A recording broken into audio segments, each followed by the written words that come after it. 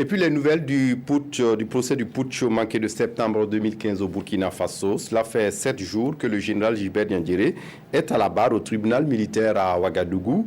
Les avocats des partis civils qui semblent douter de la bonne foi de celui que l'on présente depuis 2015 comme l'auteur principal du putsch de la même année ne se lassent pas de la question. Et le moins que l'on puisse dire, c'est que ce n'est pas une partie de plaisir pour le général Zoubaviel David Dabiré.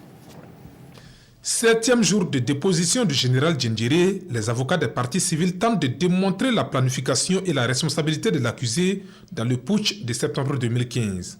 Maître Prosper Farama rapporte des déclarations des lieutenants Abdul Kadir Dianda et Relwende Compaoré selon lesquelles, dès la première rencontre après l'arrestation des autorités, le général aurait présenté ses excuses aux officiers pour, je cite, ne les avoir pas mis au courant de l'action car on ne pouvait pas le dire à tout le monde. Et toujours selon les officiers, des personnes lourdement armées avaient cerné le bâtiment où se tenait cette réunion. L'avocat pose donc la question, mon général, les rencontres se tiennent-elles ainsi au RSP? J'ai déjà répondu à cette question, tonne le général. Maître Prosper Farama en conclut que le but de cette manœuvre était d'intimider les officiers afin d'avoir leur adhésion au projet de coup d'État avant de relancer l'accusé. Mon général, étiez-vous médiateur ou le porte-parole des sous-officiers qui avaient arrêté les autorités? Silence de l'accusé. L'avocat reprend.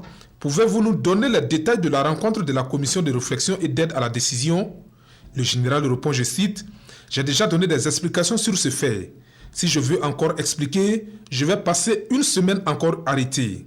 Un murmure traverse la salle. Maître Prosper Farama rétorque, mon général, vous, c'est une semaine. En 2015, nous avons fait 2 semaines sans dormir à cause de vous. Sur la question de l'autorité du général Diendéré au sein du RSP, les officiers ont tous soutenu dans leur déposition que les ordres du général s'exécutaient quand bien même il n'avait plus de fonction officielle. Le général tente de nuancer cette déclaration. Maître Prosper Farama émet des doutes sur la sincérité du général qui s'énerve et pointe du doigt l'ignorance de l'avocat sur les questions militaires. Le temps monte. Maître Prosper Farama rétorque, mon général, je ne maîtrise peut-être pas les questions militaires, mais je sais ce que c'est qu'un coup d'État. Si vous n'avez pas d'autorité sur les soldats, comment avez-vous pu faire libérer les ministres? Questionne l'avocat. Je ne répondrai pas à cette question, tonne le général.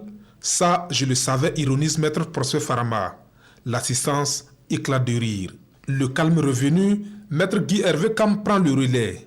À la question de l'avocat de savoir ce que le général voulait changer au Burkina Faso par l'action du putsch, le général répond sèchement, je cite, « Il m'est difficile ici de faire la différence entre Maître Kam et Monsieur Kam du Balai citoyen, précisant au passage que l'avocat avait, de par sa complicité, favorisé l'accession de Yacouba Isaac Zida au pouvoir pour la somme de 50 millions. Le général va plus loin en évoquant la somme de 100 millions de francs CFA que Zida aurait remis à Maître Guy Hervé Kam devant un témoin prêt à témoigner devant le tribunal.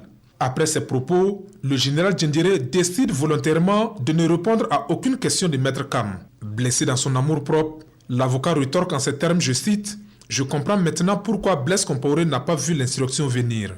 Je comprends pourquoi le coup d'État de 2015 était qualifié de coup d'État le plus bête du monde. On vous a présenté comme l'homme le plus renseigné de la sous-région et pourtant, si c'était le cas, poursuit Maître Kam, vous sauriez, en consultant mes déclarations aux services fiscaux, que je n'aurais pas risqué ma vie en 2014 dans les rues pour une histoire de 150 millions de francs CFA. La suite de l'audience sera un monologue de Maître Guy Hervé Kam et des questions d'éclaircissement de Maître Awa Sawadougou. L'audience reprend ce vendredi 7 décembre 2015 à 9h au tribunal militaire de Ouagadougou.